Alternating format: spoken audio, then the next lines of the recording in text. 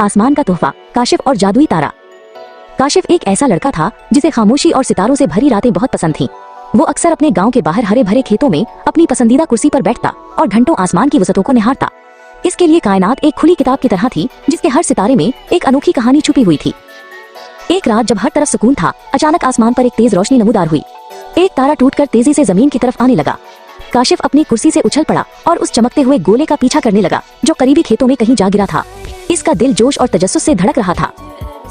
जब काशिफ इस जगह पहुंचा तो वहाँ एक गड्ढा बना हुआ था जिसके दरमियान में एक छोटा सा सुनहरा और चमकता हुआ पत्थर रखा था। वो पत्थर किसी आम धात का नहीं था, बल्कि इससे हल्की हल्की मौसीकी की आवाज आ रही थी। जैसे ही काशिफ ने इसे छुआ, पूरा खेत रोशनी से भर गया। हेलो जमीन के नन्हे दोस्त, एक मधुर आवाज आई। वो तारा अचानक हवा में तैरने लगा और एक छोटी सी रोशनी की शक्ल इख्तियार कर ली। उसने अपना नाम नूर बताया। नूर महज एक तारा नहीं था, बल्कि कहकशाओं का एक मुसाफिर था जो रास्ता भटककर जमीन पर आ गिरा था। काशिफ इस अनोखे दोस्त को देखकर हैरान रह गया।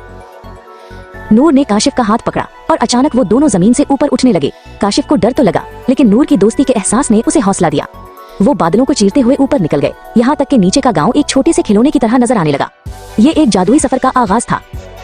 वो खला की गहराइयों में पहुंच गए जहाँ रंग बिरंगे बादल और चमकती हुई कहकशाएं थीं। नूर ने काशिफ को बताया कि कायनात में हर सितारा दूसरे सितारे से जुड़ा हुआ है, बिल्कुल वैसे ही जैसे सच्चे दोस्त एक दूसरे का ख्याल रखते हैं। काशिफ ने देखा कि अकेला तारा इतना रोशन नहीं होता जितना सितारों का झरमट होता है।